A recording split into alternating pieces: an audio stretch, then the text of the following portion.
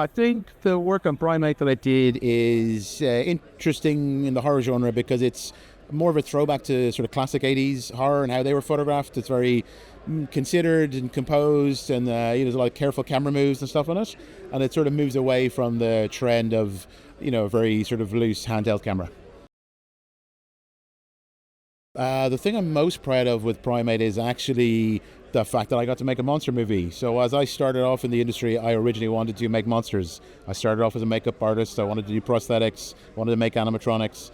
So the thing that attracted me most to the project was the idea that I was going to get to shoot a monster movie with a real performer in a real animatronic suit on a soundstage and make it look like a very convincing exterior location. And I think we did that really realistically and really well.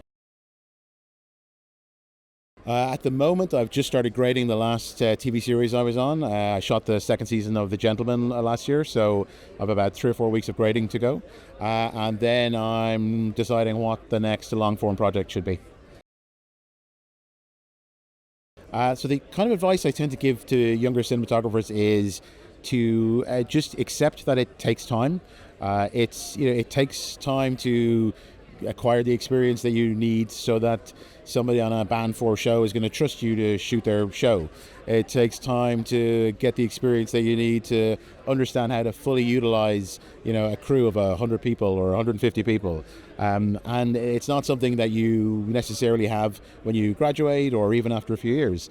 So I would say be comfortable with the idea that it can take time to become a good cinematographer. It can take even more time to become a great cinematographer.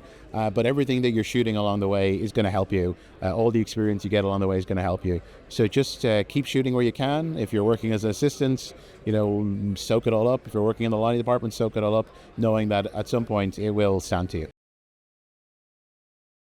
In Ireland, the industry is exploding. It's thriving. It's very busy there. It's very busy, for the rest of the year. Obviously, there's a great interest in American productions and UK productions going to Ireland. They have a great crew database. They have fantastic resources. They're very short travel distance from London. Belfast and Dublin are both very busy, and it's a great place to shoot. I loved the work that Ryan Kernahan did on Kneecapped last year. I thought that was really fantastic, and I think he's a rising star. I think he's someone to keep an eye on. I think looking to the future, obviously in lighting, LED is obviously, a huge thing. It's taking over. And I think very soon, hopefully within the next year or two, we might begin to see a true, very bright LED point source that could rival, maybe a 12K HMI or an 18K HMI. And I think that'll make a big difference, especially to someone like me who's so used to having the punch of an 18, or a 12K. I think hopefully that's something that's very close down the road.